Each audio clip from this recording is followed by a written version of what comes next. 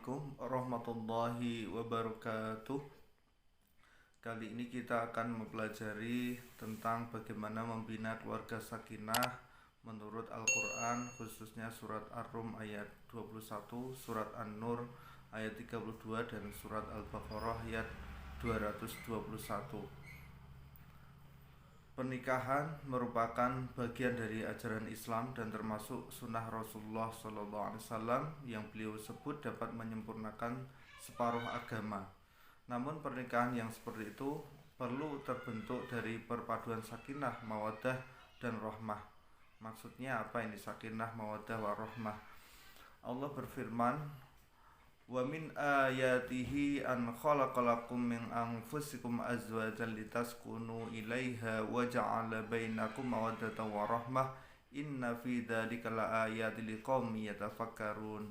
Dan di antara tanda-tanda kebesarannya ialah Dia menciptakan pasangan-pasangan untukmu dari jenismu sendiri agar kamu cenderung dan merasa tenteram kepadanya, dan Dia menjadikan di antaramu rasa kasih dan sayang. Sungguh pada yang demikian itu benar-benar terdapat tanda-tanda kebesaran Allah bagi kaum yang berpikir. Surat Ar-Rum ayat 21. Setidaknya ada 5 garis besar hikmah yang bisa diambil dari firman Allah SWT dalam surat Ar-Rum ayat 21 ini. Yang pertama adalah Allah menciptakan pasangan hidup dari golongannya atau jenisnya sendiri. Yang dimaksud pasangan dari golongan sendiri adalah Allah ciptakan ibu Hawa dari tulang rusuk Nabi Adam di sebelah kiri yang paling pendek. Oleh karena itu sudah menjadi sunatullah bahwa pasangan hidup manusia harusnya laki-laki dan wanita dari golongan manusia, bukan sesama jenis laki-laki dengan laki-laki, perempuan dan perempuan. Itu tidak akan menciptakan keharmonisan, tidak akan menciptakan ketenteraman. Juga bukan dengan hewan atau dengan golongan jin. Itu tujuannya agar tercipta manfaat atau kemaslahatan yang besar pada diri manusia. Yang kedua, agar merasa tentram, litaskunu ilaiha, dalam bahtera rumah tangga. Sakinah adalah perasaan nyaman, damai, hening, cenderung tentram dan atau tenang kepada yang dicintainya.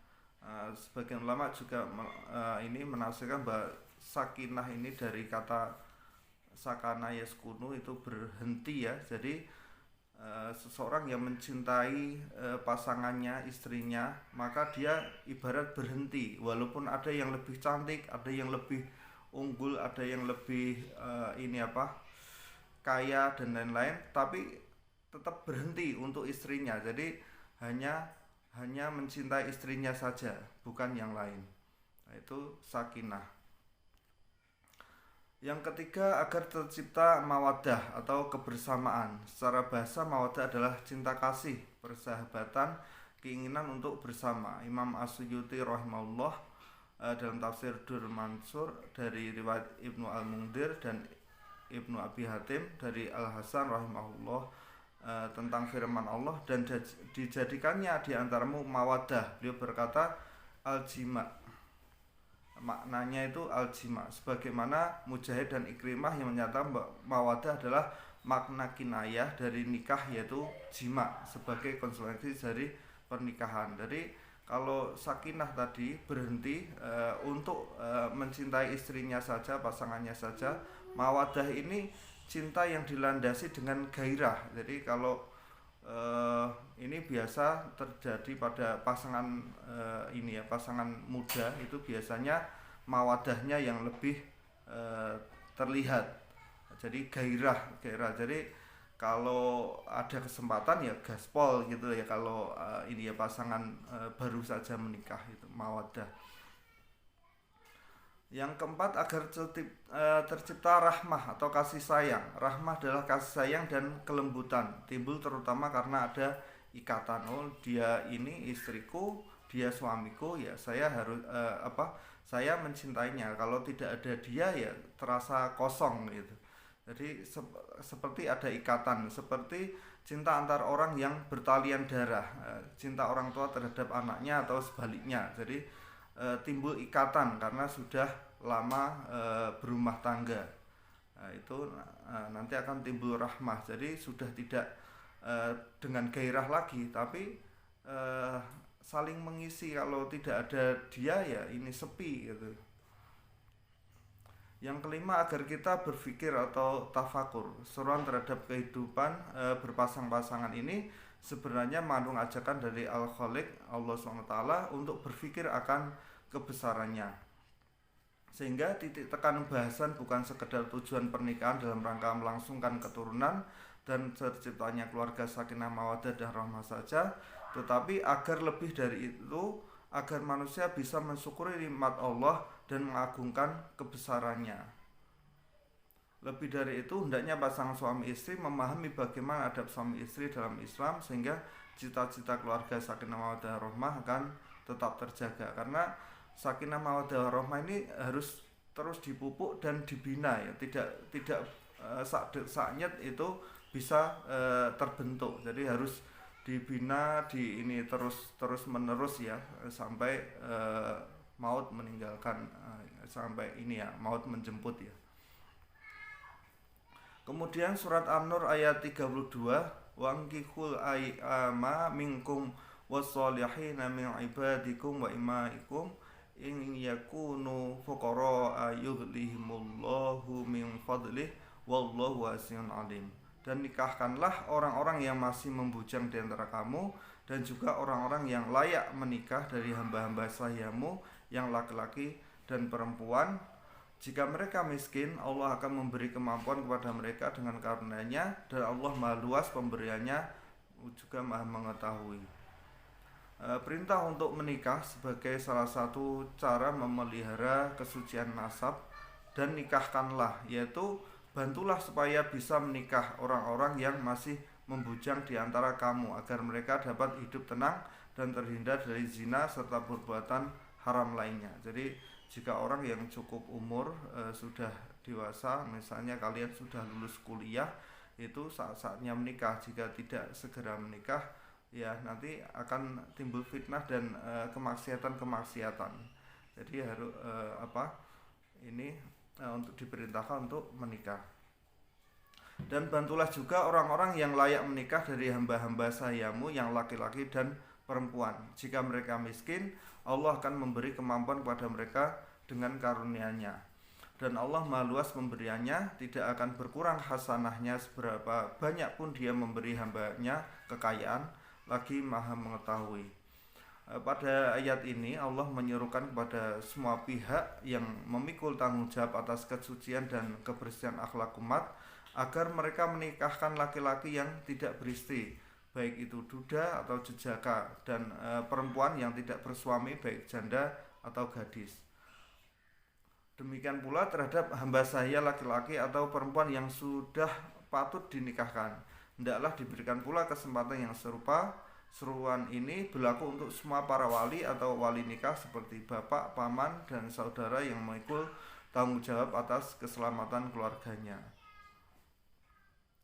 Berlaku pula untuk orang-orang yang memiliki hamba sahaya. Janganlah mereka menghalangi anggota keluarga atau budak yang di bawah kekuasaan mereka untuk nikah, asal saja syarat-syarat untuk nikah itu sudah dipenuhi. Dengan demikian terbentuklah keluarga yang sehat, bersih, dan terhormat. Dari keluarga inilah akan terbentuk suatu umat, dan pastilah umat atau bangsa itu menjadi kuat dan terhormat pula dengan pernikahan. Bila di antara orang-orang yang mau nikah itu ada yang dalam keadaan miskin, sehingga belum sanggup memenuhi semua keperluan pernikahannya dan belum sanggup memenuhi segala kebutuhan rumah tangganya, hendaklah orang-orang seperti itu didorong dan dibantu untuk melaksanakan niat baiknya itu. Nah, ini pada wali-walinya ya, itu hendaknya membantunya. Janganlah kemiskinan seseorang menjadi alasan untuk mengurungkan pernikahan, asal saja benar-benar dapat diharapkan daripadanya kemauan yang kuat untuk melangsungkan pernikahan. Insya Allah di belakang hari Allah akan membukakan baginya pintu rezeki yang halal, baik, dan memberikan kepadanya karunia dan rahmatnya. Jadi jangan sampai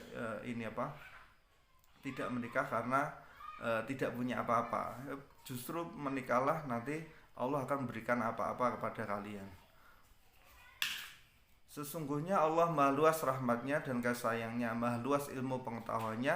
Dia melapangkan rezeki bagi siapa yang dikehendakinya dan menyempitkan rezeki bagi siapa yang dikehendaki sesuai dengan hikmat kebijaksanaannya. Yang ketiga, surah Al-Baqarah ayat 221. Wala tankihul musyrikati hatta yu'min wala amatum mu'minatun khairum musyrikati walau a'jabatkum wala tunkihul musyrikina hatta yu'minu wala abdu mu'minu khairum musyriki walau a'jabakum ulaika yad'una ilan nar wallahu yad'u ilal jannah wa maghfirati bi'idnih wa yubayyinu ayatihi lin-nasi la'allahum yatadakkarun. Dan janganlah kamu nikahi perempuan musyrik sebelum mereka beriman. Sungguh hamba saya perempuan yang beriman lebih baik daripada perempuan musyrik meskipun dia menarik hatimu. Dan janganlah kamu nikahkan orang laki-laki musyrik dengan perempuan yang beriman sebelum mereka beriman. Sungguh hamba saya laki-laki yang beriman lebih baik daripada laki-laki musyrik meskipun dia menarik hatimu. Mereka mengajak ke neraka, sedangkan Allah mengajak ke surga dan ampunan dengan izinnya. Allah menerangkan ayat-ayatnya kepada manusia agar mereka mengambil pelajaran. Nah, ini menurut Quraish Shihab dalam tafsir Al-Misbah, pesan-kesan dan keserasian Al-Quran, beliau memaparkan bahwa pemilihan pasangan itu ibarat batu pertama dalam membangun fondasi rumah tangga. Jadi kalau nanti salah dalam memilih pasangan, maka ya fondasinya itu tidak akan kuat. Nanti di tengah jalan akan mudah rontok atau rubuh ya. Jadi ini ibarat fondasi, jadi harus kuat. Fondasi tersebut harus kokoh, sebab jika tidak kokoh maka bangunan tersebut akan roboh meski hanya terkena sedikit goncangan. Apalagi jika beban yang ditampung semakin berat dengan kelahiran anak. Fondasi kokoh yang dimaksud Quraish Shihab itu apa ya? Jadi bukan kecantikan, bukan ketampanan, bukan status sosial atau kebangsawanan, kekayaan dan lain-lain. Semua hal yang disebutkan tersebut hanya bersifat sementara dan bisa hilang seketika. Fondasi kokoh yang dimaksud di sini adalah pemilihan pasangan hidup yang bersandar pada keimanan kepada Allah SWT. Hal ini adalah pesan pertama bagi mereka yang bermaksud membina rumah tangga dalam Al-Quran Al-Baqarah ayat 221 tersebut. Penggalan ayat yang pertama ditujukan pada lelaki muslim. Jadi jangan memilih perempuan yang musyrik, carilah yang seiman, yang agamanya bagus, syukur-syukur cantik, kaya, nasabnya bagus, seperti itu. Maka penggalan ayat yang kedua ditujukan pada para wali. Para wali dilarang mengawinkan perempuan-perempuan muslimah dengan orang-orang musyrik. Masih menurut Quraish Shihab ada dua hal yang mesti digarisbawahi. Pertama, ditujukannya penggalan kedua tersebut kepada para wali yang memberi isyarat bahwa wali memiliki peran yang tidak kecil dalam perkawinan putri-putrinya atau perempuan-perempuan yang berada di bawah perwaliannya. Perlu dicatat, perkawinan dalam Islam adalah perkawinan yang menjalin hubungan harmonis antara suami dan istri sekaligus antar keluarga. Jadi tidak menikah itu hubungannya tidak dengan pasangannya saja, tapi juga dengan keluarga pasangannya. Jadi harus dibina sehingga bisa harmonis. Alasan utama larangan perkawinan dengan non-muslim adalah perbedaan iman. Jadi ini ya, nikah beda agama dilarang ya, ini dalilnya. Perkawinan dimaksudkan agar terjalin hubungan yang harmonis minimal antara pasangan suami istri dan anak-anaknya. Keharmonisan bisa tercapai apabila nilai-nilai yang dianut oleh suami tidak berbeda dengan nilai yang dianut oleh istri. Nilai-nilai tersebutlah yang akan mempengaruhi pemikiran dan tingkah laku seseorang. Dalam pandangan Islam, nilai iman dan tauhid adalah nilai tertinggi yang tidak boleh dikorbankan sama sekali. Hal-hal yang langgeng dan dibawa sampai mati adalah keimanan, bukan harta, status, dan sebagainya. Karena itu, untuk langgengnya perkawinan, maka sesuatu yang langgeng harus menjadi landasannya. Jadi tidak bisa ditukar-tukar ya, harus seiman kalau mencari pasangan. Hal ini pula yang menjadi penyebab ayat di atas berpesan bahwa perempuan yang status sosialnya rendah tapi beriman akan menjadi lebih baik ketimbang perempuan yang status sosialnya tinggi, cantik, kaya tapi tanpa iman. Pernyataan ini secara sangat jelas telah Allah SWT sampaikan dalam ayat Al-Quran tadi ya, Al-Baqarah 221. Jadi lebih baik yang beriman walaupun tidak cantik-cantik amat, kaya-kaya amat, atau nasabnya juga enggak bagus-bagus amat, tapi iman, daripada orang yang tidak punya iman meskipun cantik seperti itu ya. Mungkin itu saja yang dapat saya sampaikan. Terima kasih telah menyimak video saya. Jangan lupa like dan subscribe agar saya lebih bersemangat lagi dalam membuat materi dan video. Kurang lebihnya mohon maaf. Wassalamualaikum warahmatullahi wabarakatuh.